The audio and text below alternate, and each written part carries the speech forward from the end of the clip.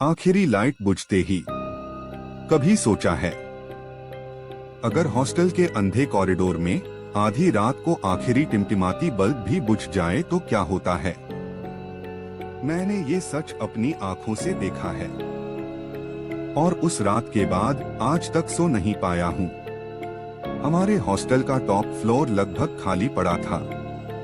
2:30 बजे रात वॉशरूम से लौटते समय मैंने महसूस किया कोई मेरे पीछे है।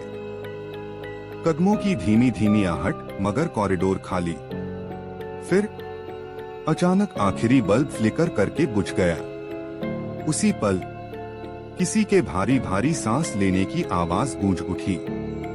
अंधेरे में मैंने देखा कॉरिडोर के अंत में एक काली परछाई खड़ी थी। वो इंसान जैसी थी, मगर उसका साया दीवार पर नहीं पड़ रहा था। वो खुद अंधेरे से बनी हुई लग रही थी। धीरे धीरे वो मेरी ओर बढ़ने लगी।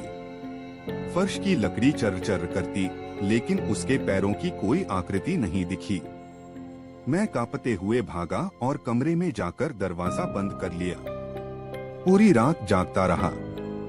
सुबह सीनियर ने सुना तो बस इतना कहा, उस आखिरी लाइट को बुझने मत देना। जिन कमरों में वो परछाई दाखिल हुई है वो आज तक खाली पड़े हैं। उस दिन से अब तक जब भी वो बल्ब झपकता है मेरी धड़कन रुक जाती है। कभी सोचता हूँ, अगर उस रात मैंने दरवाजा बंद न किया होता तो शायद मैं ये कहानी सुना ही नहीं पाता। उस रात के बाद मैं चैन से सो नहीं पाया। अगले दिन सीनियर को पकड़कर पूछा, आखिर वो परछाई है कौन? वो थोड़ी देर चुप रहा, फिर बोला, कई साल पहले उसी टॉप फ्लोर के कमरे में एक लड़के ने फांसी लगा ली थी। कहते हैं उसकी मौत से पहले आखिरी लाइट जल रही थी और जैसे ही उसने दम तोड़ा वो लाइट बुझ गई।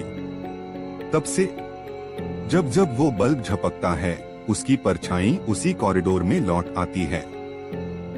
वो किसी को सीधा नुकसान नहीं पहुंचाती, बस जिसको दिखती है वो हॉस्टल छोड़ देता है। मैंने घबराकर पूछा, अगर सामने पड़ जाए तो? वो बस मुस्कुराकर बोला, तभी बच पाता है जो दरवाजा बंद कर ले, बाकी हमेशा के लिए वहीं रह जाते हैं। मैं वहीं सन्न खड़ा रह गया और उसी पल ऊपर से फिर वही बल्ब झपझप करने लगा। उस दिन मैंने तय कर लिया, मैं कभी उस टॉप फ्लोर पर नहीं जाऊंगा।